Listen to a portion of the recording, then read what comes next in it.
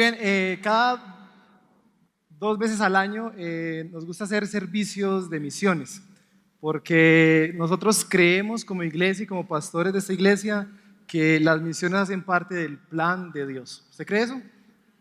Y por eso nosotros queremos que todos ustedes entiendan y vivamos, disfrutemos y nos apasionemos por el tema misionero.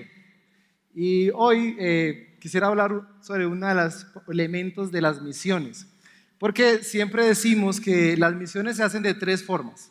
La primera es orando. ¿Cuántos oran por los misioneros? Bien, entonces ahí, ¿y los otros? Netflix, no. La primera es orando, la segunda es dando. Damos ofrenda, damos algunas cosas materiales para hacer misiones. Y la tercera es yendo. Nosotros vamos a las misiones y a mí me alegra escuchar testimonios sobre lo que Dios está haciendo en diferentes lugares. Por ejemplo, durante un tiempo estuvimos yendo al Amazonas, a la tribu Ticuna. Aquí hay muchos hermanos que viajamos allá a la tribu Ticuna, servimos allá. A algunos les tocó tirar piso ahí al cacique de la tribu, montar tanques para que tuvieran sanitarios. Y testimonios se levantan ahí porque cuando una tribu es tan solitaria y ellos ven que llega una iglesia a servirles, ellos inmediatamente dicen, esta comunidad es diferente. ¿Y cuántos creen que somos diferentes? Y también hemos ido a Varsovia. Varsovia es el proyecto que actualmente tenemos como iglesia. Desde el año pasado estamos viajando, colaborando. Hemos hecho campamento de jóvenes, capacitación para mujeres, acompañamiento al pastor Mavio.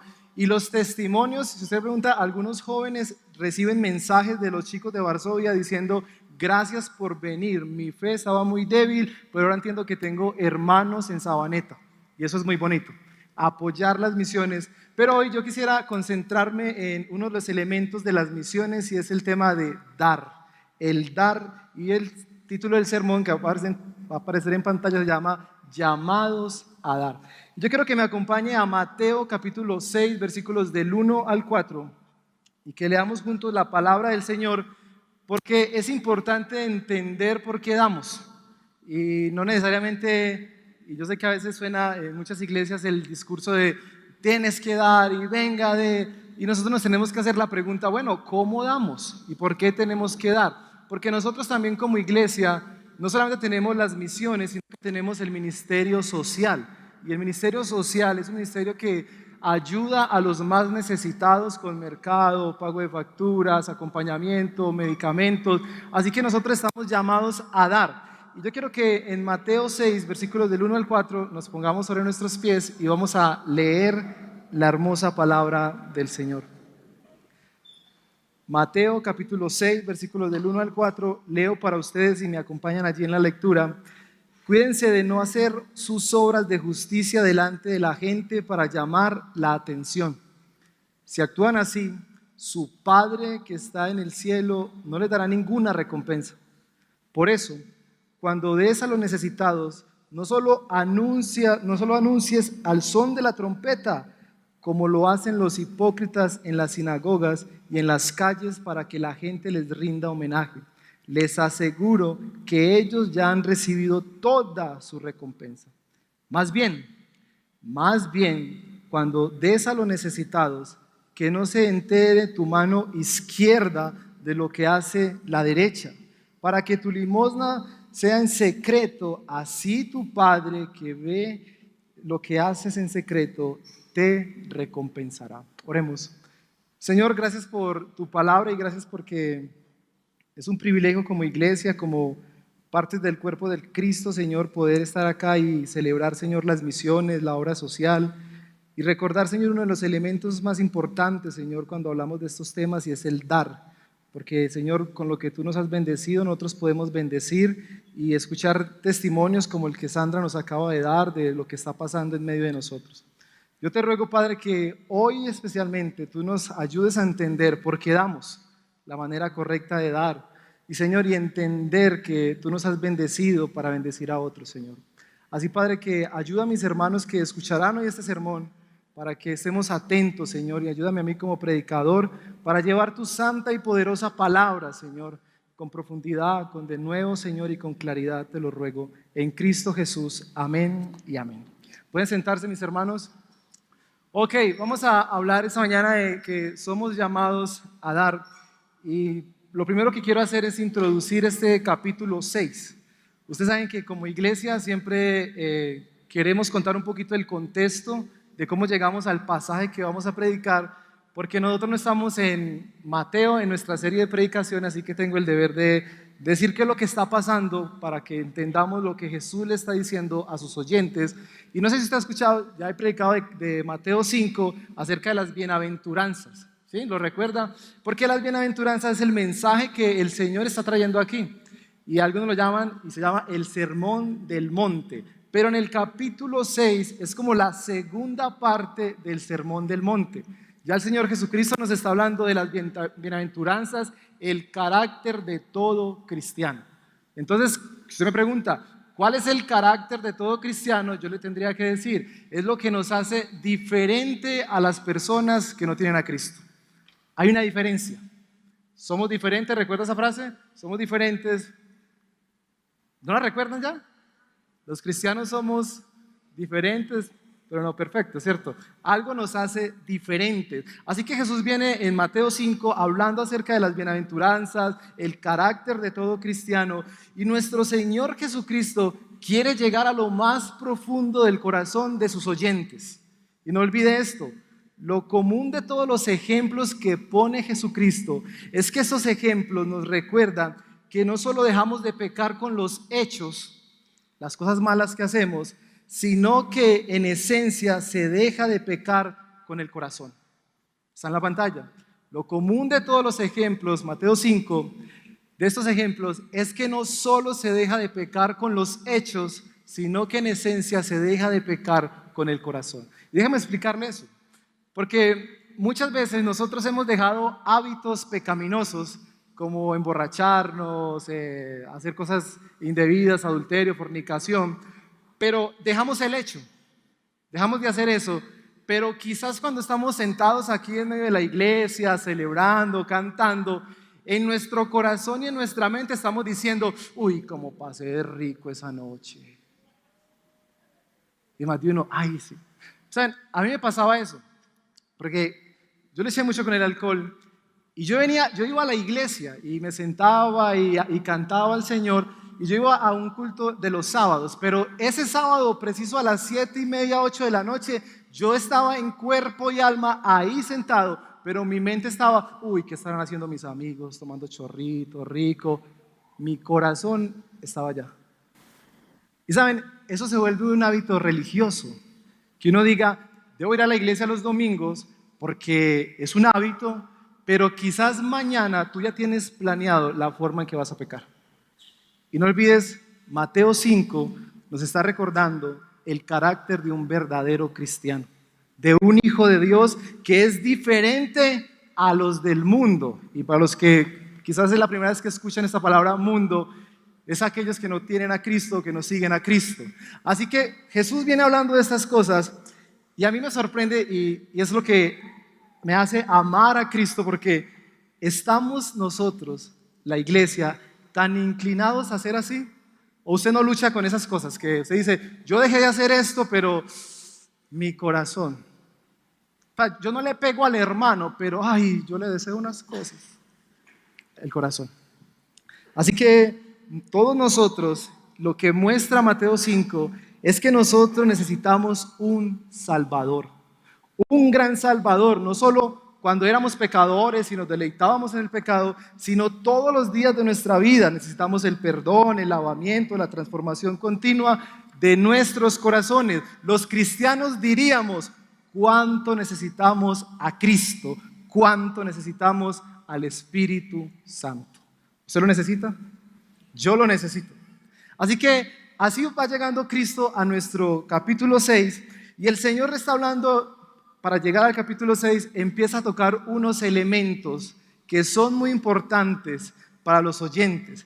Él toca 3 elementos, que es el dar, que es la oración y el ayuno. No olvide, hay 3 elementos en el capítulo 6.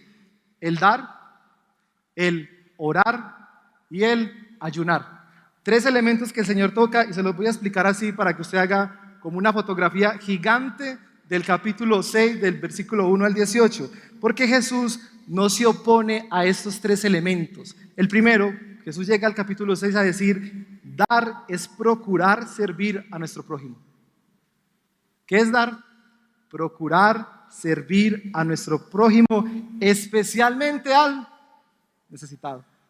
Lo otro que hace Jesús es hablar del orar, que estaremos hablando dentro de 8 días. Orar es buscar a Dios y reconocer nuestra dependencia de Él. Y luego Jesús va a hablar del ayunar, que tiene como propósito, y me gustaría más adelante tener una enseñanza de eso, porque hemos sacado de todo el contexto el tema del ayuno, pero ayunar tiene como propósito, al menos en una parte, negarme a mí mismo. Porque, como dice la palabra del Señor, es necesario que Cristo crezca en mí y yo mengüe.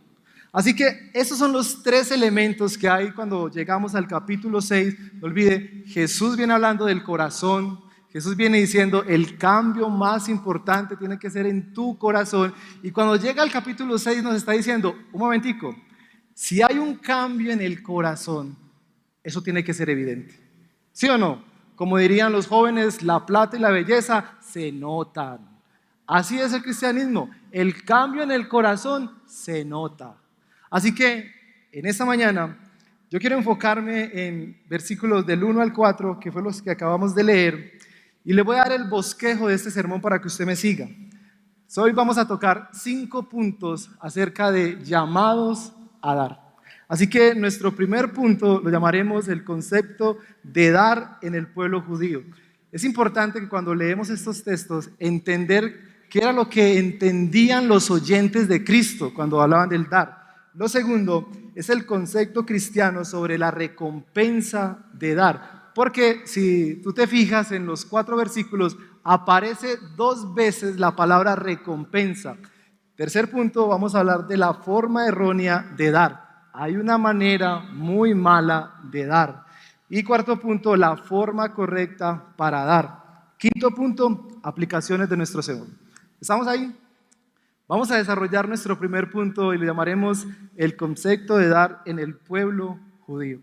Porque Jesús tiene a estos oyentes y algo que Jesús nos está enseñando en estos versículos es que todo cristiano, escúcheme bien, todo cristiano está llamado a dar. Y yo quisiera que a través de este sermón nos quitemos de la mente que el dar solamente es para la gente que tiene mucha plata. Si tú eres cristiano, tú estás llamado a dar.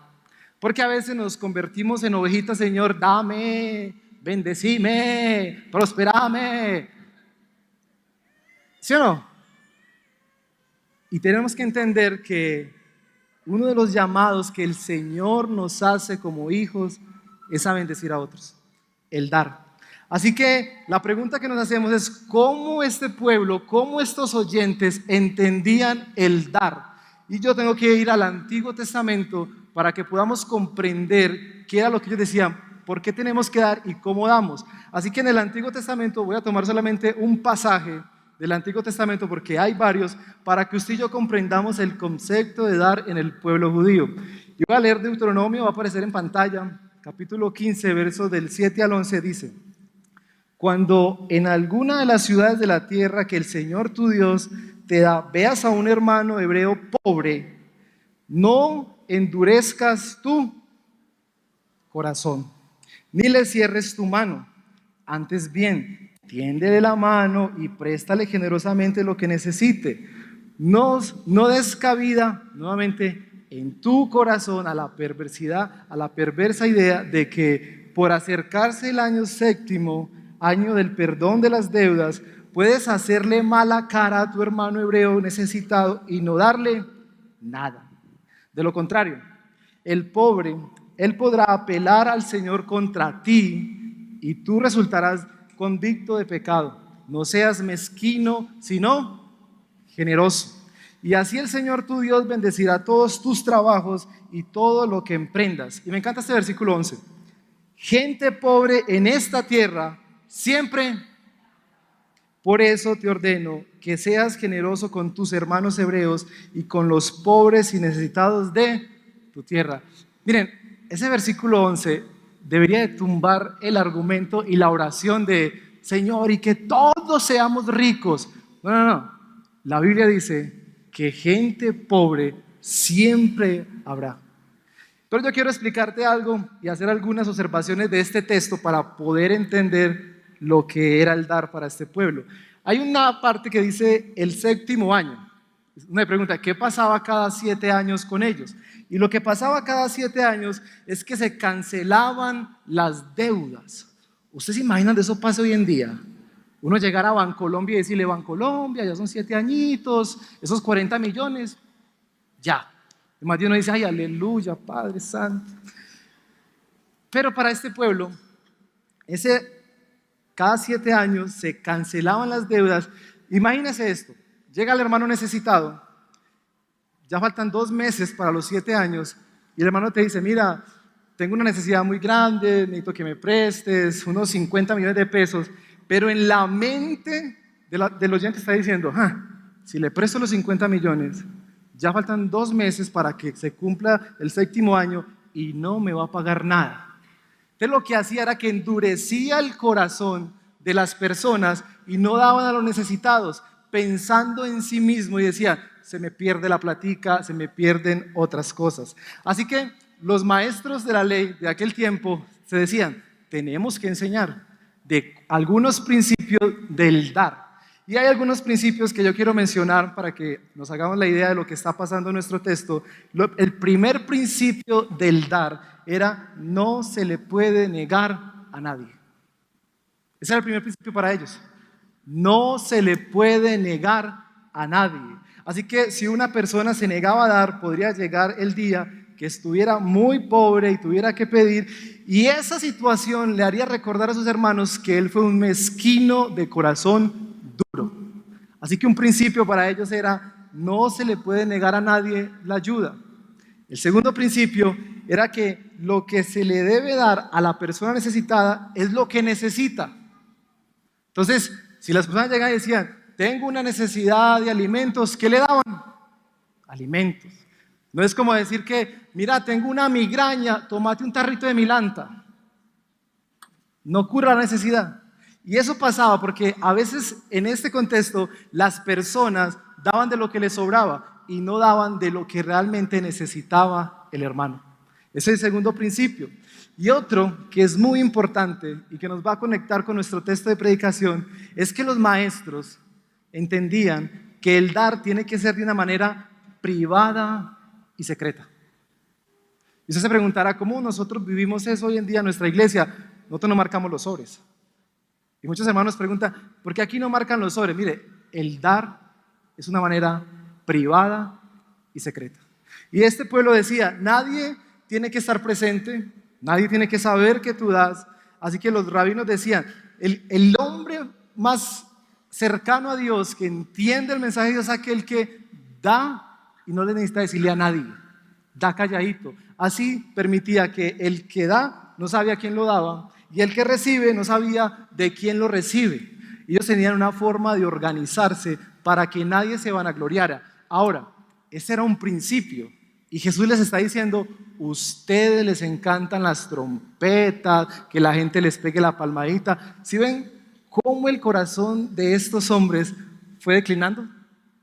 Algo bueno lo convirtieron en algo muy, pero muy malo. Ahora, otro principio que tenían era, el dar es un privilegio y una obligación porque en realidad era a Dios al que se le da. ¿A quién se le da? A Dios. Mira lo que dice Proverbios, capítulo 19, versículo 17. Servir al pobre es hacerle un préstamo al Señor. Dios pagará, otras versiones dice, Dios recompensará esas buenas acciones. Pero déjeme explicarle una cosa con este texto.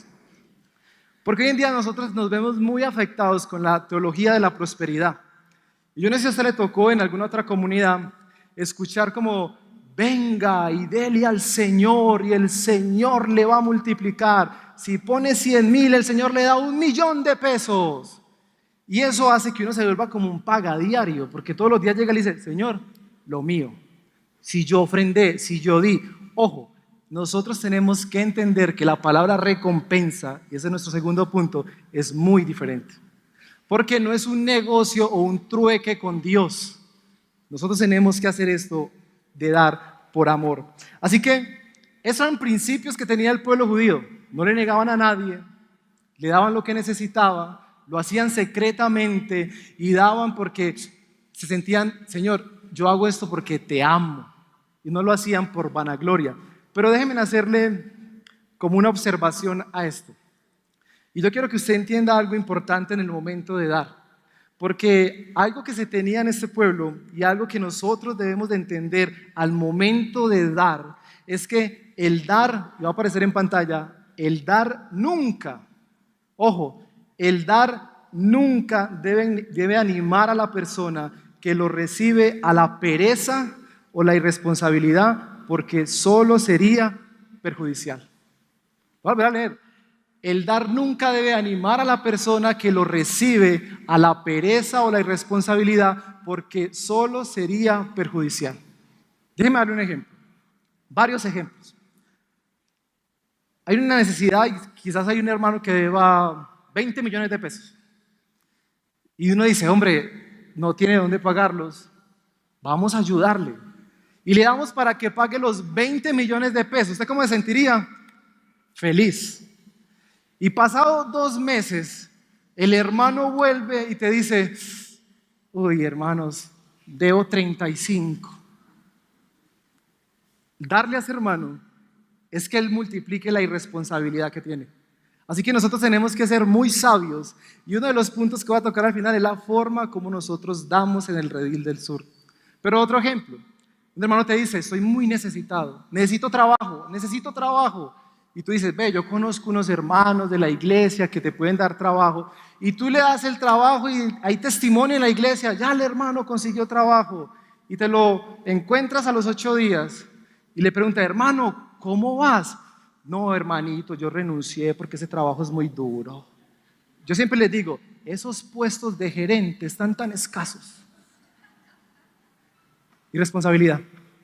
Y lo que hacemos es multiplicar en estas personas la pereza, la irresponsabilidad. Pero ojo con esto. Yo entiendo que cuando uno escucha ese tipo de cosas, uno puede llegar a decir, por eso es que yo no doy. Por eso yo no doy. Déjame decirte algo, a veces tenemos muchas excusas para no dar. Y esto quita el verdadero elemento del dar, porque creemos que muchas veces solo lo toman como costumbre y malos hábitos. Dice un autor, y me encanta, es mejor ayudar a 20 pedigüeños fraudulentos que correr el riesgo de rechazar a uno que esté verdaderamente necesitado. Es mejor correr el riesgo. Pero hay un elemento, y en el libro de Santiago dice, el que es falto de sabiduría, pídasela al Señor y Él nos la va a dar.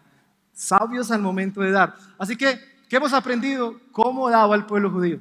Y nosotros tenemos que entender eso para abordar nuestro texto. Ahora, pasemos a nuestro segundo punto, el concepto cristiano sobre el dar. ¿Cuál es el concepto cristiano sobre el dar? Y hay algo muy importante en nuestro capítulo 6, y yo quiero que usted aprenda algo cuando en la Biblia, en un texto, tú encuentras que se repite mucho una palabra, hay que prestarle mucha atención. Y por ejemplo, en nuestros versículos, en el versículo 1 dice recompensa, en el versículo 2 dice recompensa, en el versículo 5 dice recompensa, en el versículo 7 dice recompensa. O sea que nosotros tenemos que decir, ¿qué es la recompensa? Y déjeme explicarle qué es la recompensa para nosotros. Al llegar a nuestro pasaje, esta palabra recompensa podría significar 2 cosas, puede significar más, pero yo solamente te quiero dar 2 elementos que puede significar la palabra recompensa. Lo primero, cuando Jesús habla de recompensas, no está pensando en términos de recompensa material, porque a veces nosotros podemos asociar y decir, bueno, si el Señor me ha de recompensar es porque me tiene que prosperar. Y dicen algunos autores que la teología de la prosperidad salió desde los mismísimos infiernos y muchos pastores la llevaron a los púlpitos. ¿Qué es la doctrina de la prosperidad? Que te dicen, y el Señor te va a prosperar, traiga el anillo, la cadena, los zapatos, todo. Y muchos han caído en eso. Pactemos con el Señor.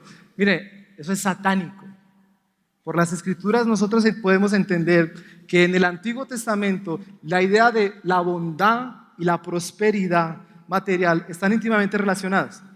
Bondad y prosperidad se relacionan. Si una persona prospera, en el Antiguo Testamento, si sus campos eran fértiles, si sus cosechas eran abundantes, si tenía muchos hijos y mucha fortuna, eso se tomaba como una prueba de que esa persona era muy buena y que era muy próspera. Pero llegó un problema.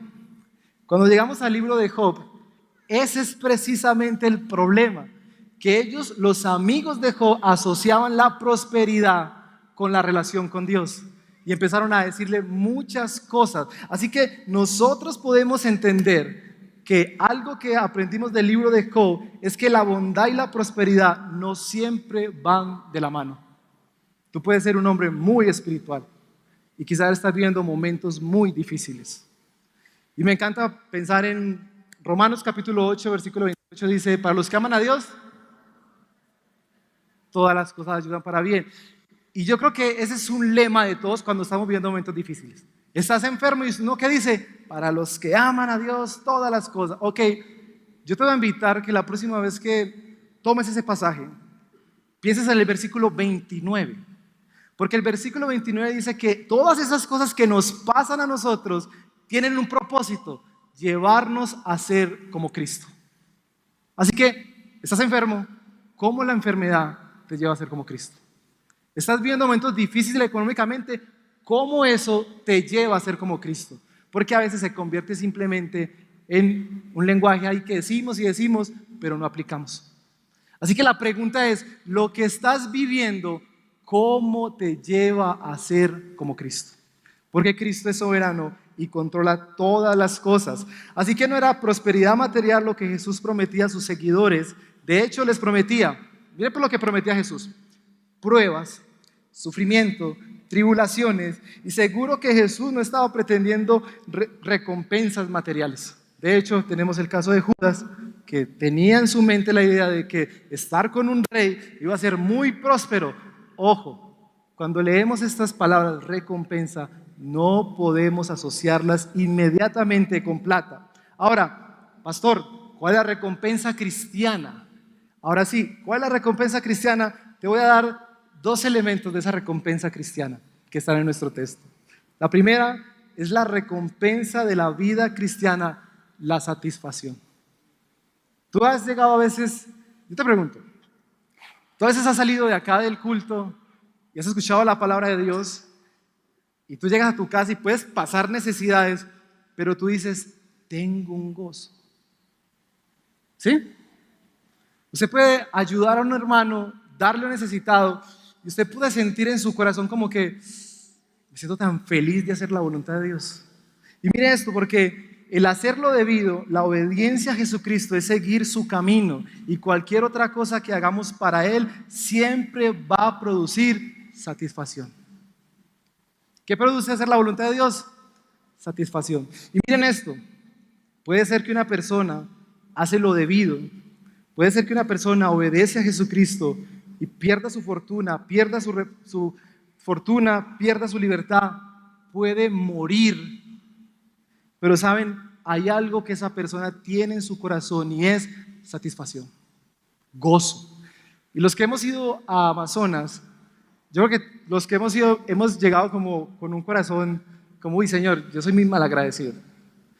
Porque hermanos profesionales que dejan sus familias para ir a una tribu a hacer sus necesidades en letrinas, a comer solamente plátanos, y uno se pregunta: ¿cómo hacen estos hermanos? ¿Saben? Esa es la satisfacción, esa es la recompensa que el Señor da, y es hacernos felices. Como que decimos: estoy haciendo la voluntad de Dios. Pero ¿saben? Ya les hemos dicho que la esposa de John Barrios murió, y ella murió con un corazón gozoso, porque estaba haciendo la voluntad de Dios. Y nosotros no logramos entender eso, pero esa es la satisfacción que Dios nos da al hacer su voluntad y las cosas para la gloria de su nombre. Lo segundo, bueno, acá tengo algo que va a aparecer en pantalla. La primera recompensa cristiana es la satisfacción. Y no hay dinero, ojo con esto, no hay dinero en todo el mundo que pueda comprarla. Es una cosa que el Señor únicamente da. Y lo segundo, y esto es muy contracultura, la recompensa que el Señor da es más trabajo. Una de las recompensas que el Señor nos da cuando hacemos su voluntad es más trabajo. Alguno de ustedes ha dicho, ay, qué mundo de trabajo, qué pereza, estoy cansadísimo. Ojo, es una paradoja de la vida, porque la recompensa bien hecha, Dios no trae más comodidad, no trae más felicidad, no, Dios lo que trae es más trabajo, más esfuerzo. Usted me pregunta, pastor, ¿por qué dice eso? Mateo 25, versos 14 al 20 dice, en la parábola de los talentos, la recompensa de los que servían fielmente al Señor fue mayor responsabilidad. Así que déjeme ponerle varios ejemplos. Nosotros hemos hecho lo de Cañaveralejo y nosotros pensábamos que ir solamente a Cañaveralejo era la misión, pero lo hicimos y Dios puso en nuestro corazón, vayan a más veredas. Mayor trabajo. Empezamos con lo de consejería bíblica, un grupito, viajamos, chévere, y el Señor dijo, ok, hagan conferencias de consejería bíblica, más trabajo. Ojo, mientras el mundo te quiere poner las cosas más fáciles, Dios está diciendo, siervo fiel, más trabajo. Pero ¿qué da ese trabajo? Satisfacción, gozo. Así que cuando usted diga, ay Señor, qué pereza, ay no, qué pereza madrugar, ojo, estás diciendo, no me recompenses más, estoy cansado. Eso es lo que significa esta palabra. Y hay algo que me fascina, y es que en el tiempo de la consejería bíblica, estoy hablando con uno de los hermanos que yo supe cuando llegó aquí a Medellín y no tenía mucho trabajo. Pero nosotros le decíamos, hermano, el que es fiel en lo poco, Dios lo pondrá en lo mucho. Y hablando con él el día de la conferencia, él me decía, uy hermano, estoy tan agradecido con Dios. Porque yo estaba muy mal y yo lo que empecé a hacer es fiel a lo poquito que el Señor me daba y ahora tengo trabajo para mí, para mi familia y para hermanos de la iglesia. Esa es la recompensa. Dios sabe cómo bendecirnos. Así que pensando en eso, el mundo la hace al revés. El mundo dice la recompensa será ponértelo más fácil y que tú no te esfuerces mucho. Pero el cristianismo enseña que consiste en que Dios pone sobre nuestros hombres mayor responsabilidad para Él y para los demás. Esa es una verdadera recompensa. Dice, cuanto más abundante el trabajo que se nos da, mayor debemos considerar que ha sido la recompensa de Dios. ¿Cuántos se sienten bendecidos por parte de Dios? Así que nosotros entendemos eso. Ok. Recompensa no es un trueque con Dios, es la satisfacción y el gozo de hacer las cosas para la gloria de su nombre.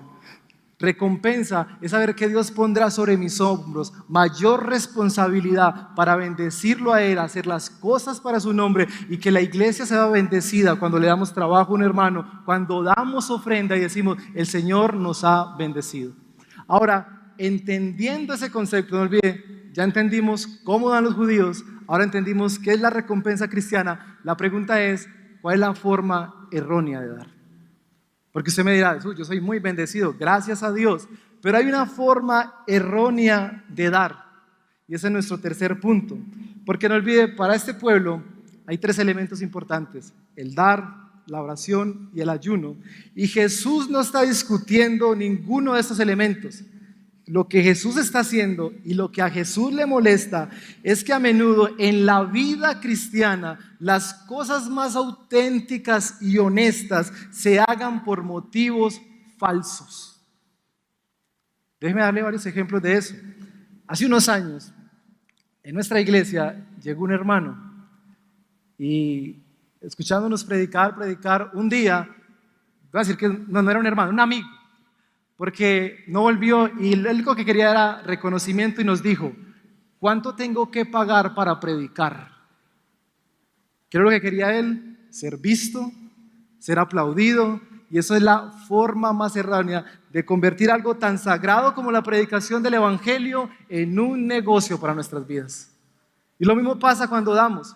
Así que lo que está haciendo Jesús es advirtiendo que cuando nosotros hacemos las cosas de dar con la intención de glorificarnos a nosotros mismos, es la peor forma de hacerlo. Y quizás tú puedas dar, no olvide, el hecho, yo doy. Pero ¿cuál es la intención de tu corazón cuando das? ¿Qué es lo que está pasando por tu corazón? Porque puede ser para la vanagloria de tu vida. Y eso es lo que Jesús les está diciendo a ellos. Ustedes cuando dan, llaman a las trompetas y que todo mundo se dé cuenta. Y lo que dice el texto es, hágalo de forma secreta. Así que la forma errónea de dar es cuando tú y yo queremos que los demás nos reconozcan que estamos dando. Es cuando tú y yo queremos decirle a todo el mundo, yo di una muy buena ofrenda. Gloria a Dios. Y paso y somos bien evangélicos.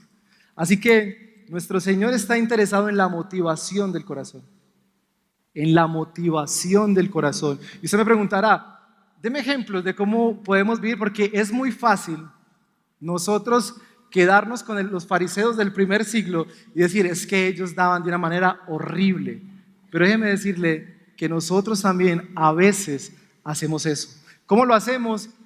Quizás hay un hermano muy necesitado y tú llegas y le dices a otro hermano, hey, mira, es que Kelly Yu Jamie está muy necesitada y yo ayer le di 2 milloncitos de pesos. ¿Qué? ¿Por qué dices eso? Porque queremos la vanagloria de la vida. O cuando decimos, ve, tus muchachos ya tienen apartamento. Sí, yo me esforcé mucho y se los di. Me sacrifiqué. ¿Qué?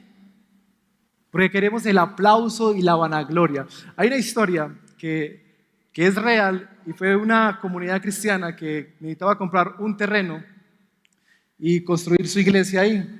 Y había una familia muy adinerada y esa familia dio el dinero para que se construyera la iglesia. Y en la mente de esta familia estaba que el día de la inauguración, el pastor iba a llamarlos al frente y les iba a decir, hermanos, gracias por donar toda la iglesia, en los muros, gracias. Y todo el servicio, estos hermanos se la pasaron pensando, ¿será que no nos van a llamar? ¿Será que no van a decir que fuimos nosotros los que dimos la plata para esta iglesia? Finalmente terminó el servicio. A ellos no se les llamó al frente porque se les agradeció en lo secreto. Pero estos hombres, esta familia, se pararon en la puerta de la iglesia y ¿saben qué era lo que decían? Agradézcanos porque nosotros dimos la plata. La vanagloria de la vida. El aplauso. ¿Y saben por qué es tan difícil a veces dar en el secreto? Porque en secreto solamente se da cuenta nuestro buen Dios. Y a nosotros nos encanta que se dé cuenta Dios y los demás. Así que lo que está diciendo nuestro Señor Jesucristo en el versículo 2 es eso. A ustedes son como hipócritas. Les encanta que les rindan homenaje. Les aseguro que ya han recibido su recompensa. ¿Cuál es la recompensa que recibe una persona así? Simplemente el aplauso. Y ya. Por eso, vivir para ser alabado por los demás es un camino a la frustración. ¿Saben por qué es un camino a la frustración? Porque cuando damos para que otros nos feliciten, para que otros nos digan gracias y no lo hacen, nos vamos a sentir frustrados. Pero ¿cómo no me felicitó? ¿Pero cómo no me tuvo en cuenta? ¿Saben? Cuando damos con esos intereses, nosotros nos perjudicamos. Si das para hacer gala a tu propia generosidad, recibes la admiración de la gente, esa es tu recompensa, pero eso solo será. Todo lo que recibes, eso será tu paga y ya. Y me encanta como dice un autor, si todo lo que te propones es conseguir las recompensas de este mundo, no cabe duda que las vas a conseguir, el aplauso. Pero no debes esperar la recompensa que solo Dios puede dar, porque lastimosamente eres un ciego que se aferra a la recompensa de este mundo y deja escapar la recompensa de la eternidad. El gozo que el Señor da, la alegría que el Señor da, eso no tiene precio en este mundo. Así que la invitación que nos está haciendo nuestro Señor es, ojo de la forma en que tú das. Si tú das para ser vanagloriado, si tú das para que los demás te feliciten, si tú das solamente a las cosas que te interesan, ojo, porque estás pensando solamente en ti. Eso nos llevaría a nuestro cuarto punto y es la forma correcta de dar. Si ya entendemos cómo daba el pueblo judío si ya entendemos el concepto de la recompensa cristiana, si ya entendemos la forma errada de dar, ahora necesitamos entender cuál es la forma correcta de dar. Y yo quiero mencionar dos cosas muy importantes en la forma correcta de dar. La primera, nosotros damos por amor. ¿Cuántos de aquí se sienten amados por Cristo Jesús, que aún nosotros siendo pecadores, Él vino y nos salvó? Así que una de las cosas por las que damos es por amor. Es por amor, el deseo de amar a nuestros hermanos, el deseo de ver la obra de Cristo realizándose en muchos lugares, y así como personas fueron salvas y así como yo soy salvo, tú eres salvo, yo anhelo que otros sean salvos por amor. Así que nosotros entendemos que cuando damos al necesitado, cuando damos a la iglesia, lo damos y nos llena de gozo, de satisfacción, saber informes como el que nos acaba de dar Sandra. Saber que los que tienen hambre son alimentados. Saber que los que no tienen ropa tienen ahora que ponerse. Saber que los que están enfermos tienen medicamentos que tomar. Ahora saber que los que están en las garras del enemigo ahora pueden escuchar el mensaje del evangelio a través de sus predicadores. Eso nos debe llenar de gozo y alegría, porque damos por amor a aquel que lo dio todo por nosotros. Podemos resumirlo de esta manera: cuando damos delante de Dios, que ve lo secreto de nuestro corazón y nos recompensa con el descubrimiento de que, como dijo Jesús, más bienaventurado es dar que recibir. ¿Sí entendemos? Ese es el evangelio.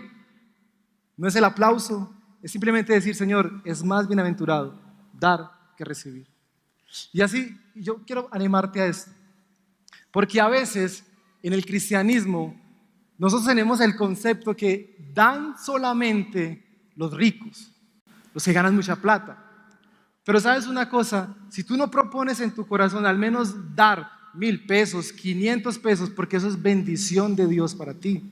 Dios te ha bendecido y tú puedes bendecir a la iglesia. Porque a veces nosotros tenemos el concepto de la ovejita pedilona: Señor, dame, Señor, prosperame, Señor, Señor. Y no entendemos que como cristianos estamos llamados a dar. Y ojo, no es solamente dar dinero, damos tiempo. Usted no se imagina la cantidad de personas enfermas en hospitales. Porque nosotros los pastores no tenemos todo el tiempo, hay muchas cosas que hacer. Pero si usted al menos dice: mire, yo no tengo dinero, yo no tengo algo que dar, pero tengo tiempo, ¿a quién hay que visitar? Tú estás dando a la obra del Señor. Anciano, a los ancianos. ¿Cuántas personas solas, que sus hijos ni les visitan, requieren que a un hermano de la iglesia vaya y le diga: Dios te bendiga, vine a acompañarte una horita? Eso es alegría para esas personas. Eso se llama dar. Así que si tú me preguntas: pastor, ¿cómo damos en la iglesia? Ya entiendo, no doy por vanagloria, yo tengo que revisar mi corazón si yo quiero el aplauso y que digan: uy, ¿cómo das de plata? No, eso es falso. Ahora, ¿cómo doy en la obra del Señor, en el redil del sur? Y yo quiero mencionarte las formas como nosotros como iglesia damos. La primera es que nosotros tomamos las ofrendas, y ustedes pueden mirar en las ofrendas, nos marcamos el sobre porque realmente es un asunto tuyo y del Señor. Y Dios conoce tu corazón. Pero nosotros podemos tomar de esas ofrendas que tú das, y nosotros tenemos presupuestos, y tenemos un presupuesto para las misiones, y tenemos un presupuesto para lo social. Y nosotros lo que hacemos es distribuir de las ofrendas que tú das para las misiones, para que algunos viajen, para que algunos capaciten. Carlos viajó hace poquito, y nosotros tomamos de las ofrendas que ustedes dan, le dijimos: Carlos, viaja a Varsovia y predica el evangelio. Nosotros tomamos de lo social, y a mí me llena de gozo saber que nosotros podemos decirle a hermanos de nuestra iglesia que le cortan los servicios, que no tienen que comer, poderles decir: hermano, venga, vamos a pagar la factura. Trae la factura, nosotros te la pagamos. Y nosotros lo hacemos de una manera organizada, y es a través de la iglesia. Nosotros desde este púlpito hemos enseñado: no apoyes dentro de la iglesia a nombre personal. Te voy a dar un testimonio de eso, porque hace unos años a la iglesia vino una persona con muchas necesidades palpables, y una persona con un corazón lleno de misericordia empezó a ayudar, empezó a dar, pero todo era mentira, pero mientras nos dábamos cuenta de que eso era una mentira, esa persona le sacó casi 30 millones de pesos a nuestro hermano. Por eso siempre decimos, cuando vayas a dar, cuando vayas a ayudar a un hermano, pregúntanos a los pastores. Pregunta, porque quizás ya le estamos ayudando. Entonces, esa es una forma cuando ofrendamos, pero también tenemos los mercados. Cuando usted trae su libra de arroz, cuando usted trae su panelita, cuando usted trae esas cosas, hermanos, no saben la alegría de esos hermanos necesitados cuando aún en semana les decimos, mira, toma tu mercadito, Dios trajo provisión a tu mesa. Es una forma de hacerlo. También nosotros recogemos ropa. En Cañaveralejo, nosotros hicimos este evento, este impacto evangelístico, y hicimos algo que llamábamos el ropero. Y hermanos, la alegría de hermanos que quizás llevaban años sin estrenar, salir con su camisetica, con su pantalón, felicidad total para estas familias. Porque nosotros podemos dar de lo que tenemos. Y si usted me dice, no tengo mercado, no tengo ropa, no tengo plata, tú tienes tiempo. Y tú puedes decirnos, mira, los viernes en la tarde estoy libre. Ya me terminé de ver la serie que a mí más me fascina, pero ahora quiero estar en la iglesia. Y nosotros te podemos decir, podemos visitar a un hermano que está solo, podemos ir a la clínica, podemos hacer tantas cosas si nosotros nos comprometemos de corazón a dar. Así que, ¿qué hemos aprendido hasta el momento? Aprendimos que el dar en el pueblo judío era un dar de no negarle a nadie, era un dar de saber cómo dabas, era un dar de dar lo que realmente se necesitaba. Aprendimos que hay una recompensa y no es una recompensa solamente pensando en lo material, sino es un gozo y una alegría de dar, de dar. Aprendimos la forma errada de dar, para la vanagloria de la vida, para el aplauso, para el reconocimiento. Esa es la forma errada. Aprendimos la forma correcta, como dice el versículo 4, para que tu limosna, tu ofrenda sea en secreto, así tu Padre que te ve en lo secreto te recompensará en secreto, solamente para glorificar a Dios y dar a Dios gloria de todo lo que hacemos. Mis hermanos, quinto punto, ¿cómo aplico este mensaje? Ay, muy bonito los judíos, muy bonito la recompensa, muy bonito la forma errada, pero yo mañana tengo que volver al trabajo, yo mañana voy a volver a recibir quizás mi quincena, me está sobrando dinero, yo tengo mucha ropa, ¿yo cómo vivo este mensaje? Déjame hacerte algunas preguntas. La primera pregunta, ¿estás dando a la obra del Señor? Porque ojo, somos cristianos y el mensaje de Cristo es, ustedes dan, ustedes bendicen, pero saquémonos de la mente la idea de que solamente yo quiero recibir la bendición y no quiero bendecir a otros. ¿Cómo lo podemos hacer? Dando nuestra ofrenda, dando mercado, dando... bueno, hay otro elemento de nuestra iglesia que se me escapaba. En la puerta, en el punto de información, siempre se va a encontrar una alcancía. En esa alcancía hay hermanos que a veces depositan 500, 1000 pesos y nosotros tomamos ese dinero en el ministerio social para quizás pagar los pasajes de una persona que necesita ir a la clínica. Así que es otro mecanismo que tenemos en nuestra iglesia de dar. Pero la pregunta es, ¿estás dando a la obra del Señor? Una segunda pregunta, ¿estás ayudando a los más necesitados? Porque ojo, este mensaje no está diciendo, Jesús no dijo, no den, Él está diciendo, den, para la gloria de mi nombre, para la ayuda de mi pueblo. Pero la pregunta es, ¿tú ves necesidad? Bien, ¿qué estás haciendo con la necesidad que ves? Y nosotros los pastores, y se lo hemos dicho a muchos, nosotros no podemos saber qué está pasando en cada una de sus vidas, pero nos bendice mucho cuando uno de ustedes nos dice, mira pastor, supe de este hermano que vive una situación difícil, y nosotros le decimos a Marta y Efraín, hay que visitarlos, hay que preguntar, hay que ayudar a estos hermanos. Mi pregunta es, ¿estás ayudando a los necesitados? ¿O simplemente se te volvió pasajero la necesidad de tu vecino, de tu hermano, y tú dices, eso no es conmigo? Una tercera pregunta, el dar para ti es una manifestación externa de lo que Cristo hizo en tu corazón. No olvide, Mateo 5 habla que hay un cambio desde el corazón. Por eso, cuando yo doy, es porque yo ya siento el cambio en mi vida, entiendo que soy un cristiano, entiendo que debo de dar a lo necesitado y ya es algo hermoso, un hábito que tengo en mi corazón. Porque ¿saben el peligro de estos mensajes? Es que nosotros escuchamos un mensaje del dar y decimos, sí, yo quiero dar mucha plata, pero te dura 8 días. ¿Sabes por qué? Porque no hubo un cambio en tu corazón. Por eso la pregunta es, el dar para ti, el ofrendar, el ayudar a los necesitados, es una manifestación externa del cambio que Cristo hizo en tu corazón. Porque si no hay un cambio desde el corazón, simplemente este mensaje será pasajero, quizás como muchos otros mensajes. Última pregunta. ¿Qué es lo que te motiva? ¿Qué es lo que te enciende a hacer buenas obras, a ofrendar, a ayudar?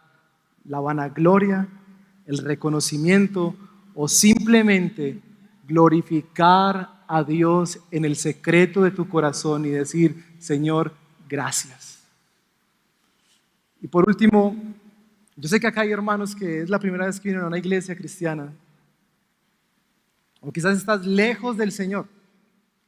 Hace años puedes venir acá a la iglesia y, como lo dije al inicio, tu corazón está en el mundo, en malos pensamientos y no quieres arrepentirte. Mi mensaje para ti no es dar. Mi mensaje para ti no es decirte ven y da. No. Mi mensaje para ti que estás lejos de Cristo es ven y recibe. Recibe el perdón de Dios para tu vida. Recibe la reconciliación con el Padre porque eres enemigo o enemiga de Dios. Y Cristo en la cruz del Calvario pagó la deuda para que tú y yo la recibiéramos y tuviéramos una transformación desde el corazón. Así que en vez de dar, yo te invito a recibir a Cristo en tu corazón.